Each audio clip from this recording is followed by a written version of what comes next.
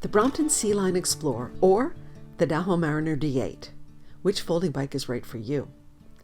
To help with the decision, we created an evaluation grid and assigned points to the following characteristics: cost, foldability, ride quality, maintenance, reliability, and luggage capacity. Of course, the relative weight for each characteristic will depend on the rider's priorities. For example, foldability would be paramount for a commuter, while a casual rider may be more budget-driven. As of November 2022, Amazon was quoting $1,400 US for a Brompton Sea Explorer, a 20% saving over the regular price. A rear rack would add about $200 to the total. The Mariner D8 costs about $900. Amazon is presently advertising a 40th anniversary special edition for about $600, but it does have some scaled-down components. Special edition or not, the Mariner is substantially cheaper than the Brompton. We give 8 points to the Brompton and 15 to the Mariner. We'll break down foldability into ease of folding for 5 points and folded size for 15. The Mariner mechanism is quite conventional and relatively intuitive for a newcomer, while Dahon advertises 15 seconds folding time. In our experience, 30 seconds is more accurate. The Brompton is less intuitive, but with experience, folding can be performed very quickly, most likely in less than 10 seconds. We give 4 points to Brompton and 3 to Dahon. While the weights of both bikes are similar, at 12.5 kilograms, the total package of the folded Mariner is almost twice as bulky as the Brompton, mainly due to the Mariner's larger tire size and the folding mechanism. Carrying a folded Mariner on crowded public transport could be awkward for fellow commuters, whereas carrying a Brompton will more likely raise friendly questions. Is this a folding bike? How much does it weigh when it's folded? The Brompton is in a league of its own. Designed for multimodal travel, it can easily be used for bus, train, ferry, or air travel. Because of its small size, we can avoid paying any extra fee normally charged for a bicycle. The Dahon folding characteristics are better leveraged when traveling by car for the occasional trail ride.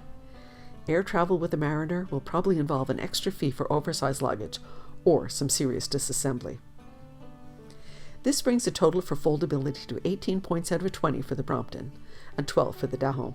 We'll break down ride quality into 4 characteristics of 5 points each: bike fitting, gearing, brake, and comfort. While both bikes only offer one frame size, Brompton offers various length seat post options that could be important for a taller rider. On the other hand, the Mariner has an adjustable stem that offers better control over the bicycle stack, instead of having to decide between handlebar S, M, or H at purchase time. As for stability, the Mariner's wider handlebar compensates for a smaller wheelbase. We assigned 2 points out of 5 for the Brompton and 3 out of 5 for the Dahon. Both bikes offer a relatively similar gear range of 300%, roughly between 30 and 90 gear inches, or 2.4 and 7.2 meters of development. The approach is quite different, however. The Brompton uses a hybrid solution with a 3-speed Sturmey Archer internal hub attached to a proprietary 2-sprocket derailleur, while our Mariner offers a more conventional Shimano Altus 8-speed derailleur. The Brompton shifters have a tendency to jam, which is difficult to justify on a bicycle of this price. For more detail, the Brompton Traveler channel has an excellent video on the subject. The Mariner's Shimano trigger shifter is literally decades ahead of the Brompton. We give 2 points to the Brompton and 4 to the Mariner. Brompton uses proprietary dual pivot asymmetric caliper brakes, while the Mariner has the more generic and probably economical V-brake.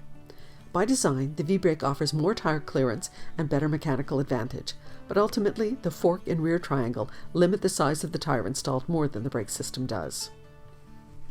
As we showed in a previous video, smaller wheels are more prone to overheating in heavy braking conditions. We can expect the Mariner brakes to perform better during descent. For most users, however, both types of brakes should be adequate, so 3 points out of 5 for each. For a properly fitted bicycle, riding comfort is mostly associated with the amount of vibration that is transmitted from the road surface to the rider. Because the steel of the Brompton's frame is a more compliant material than aluminum, it gives a small advantage. However, the most significant difference for comfort is the tire. With its larger width and diameter, the Mariner 20-inch tire offers 70% more air volume compared to the 16-inch Brompton tire. Correspondingly, its recommended inflation pressure is half of the Brompton's.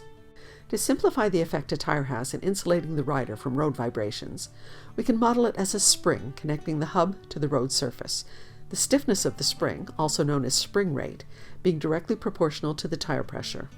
When riding over obstacles, the Brompton tire, with its high spring rate, is more likely to transmit high-frequency vibration to the rider than the softer Mariner tire. One way Brompton improved its overall suspension is through the addition of a rear polyurethane suspension block. The resulting rear triangle's vertical travel contributes to insulating the rider from small road irregularities. On a smooth surface, the difference in comfort between the bikes is not very noticeable. In fact, it may even favor the Brompton. But on poorly maintained streets or gravel roads, the Brompton's riding comfort deteriorates quickly, despite the damping effect provided by the rear suspension block. We give 2 points to the Brompton and 4 to the Mariner, for a total riding quality of 9 versus 14. Tires are often the first items to be replaced in the life of a bicycle. With the recent introduction of newer 16-inch tires from Schwalbe and Continental, there's now a wider range available for Brompton-size wheels. Nonetheless, 20-inch tires have more options and may be more easily available. Trying to find a 16-inch replacement tire while on the road would be more challenging compared to finding a 20-inch tire. Because of this, we give 3 points to the Brompton and 4 to the Mariner. A Brompton consists mostly of proprietary parts. Except for low-level consumable items like tire, tube, cable, brake pad, and chain, proprietary parts will probably be necessary if a serious failure occurs. Dahon also relies on some proprietary design, for example the main frame hinge and stem folding mechanism, but it remains relatively easy to fix or upgrade a Dahon bike with third-party components. 2 points for Brompton, 3 for Dahon. On the flip side, the Brompton support network is excellent. Older parts are still available. Some parts haven't changed in years thanks to the slow evolution of the design. Furthermore, if you're lucky enough to have a Brompton dealer nearby, maintenance and spare part replacement will be relatively pain-free. Dahon dealerships and online spare parts availability could be an issue depending where you're located. 5 points for Brompton after-sales support and 2 points for Dahon, which brings both totals to 10 points out of 15. Both bikes are configured for a rear rack. The versatile Brompton front carrier block ecosystem does give it the edge. There are bags available for all kinds of use cases, from waterproof touring to trendy commuting. We give 8 points to Brompton and 6 to the Mariner. Folding bikes with their added hinges and folding mechanisms may be more fragile than regular full-size bikes and require additional care. The Brompton seat post sleeve replacement comes to mind. With proper maintenance, they should retain their resale value, especially models that are relatively timeless like the Brompton. Our older Bromptons were purchased used 8 years ago for $500 US, and we're confident we could resell these 2001 T3s for the same price today. Through the years, we haven't needed many repairs on either our Bromptons nor our Dahons, although we did lose the closing magnet on 2 Dahons, the D5 and the Mariner, and broke a spoke on the D5. Bromptons are not immune to losing parts either, as those who lost their seat tube bung or handlebar catch can attest. Overall, we would give the advantage to Brompton for reliability and resale value, 12 points, with 10 points to the Mariner. When we tally the score, the Dahon has a small lead over the Brompton, mainly due to purchase price and riding comfort. The Brompton wins big in foldability, also leading in long-term investment and luggage carrying capacity. Ultimately, your usage scenario and budget should determine your purchase decision. As you increase the emphasis on any particular factor, for example folded size, the clear choice may be different. If your main purpose is recreational cycling on various terrain surfaces and occasional multi-day rides, potentially reaching your starting point by car or maybe by train, the 20-inch Dahon Mariner could be an excellent fit.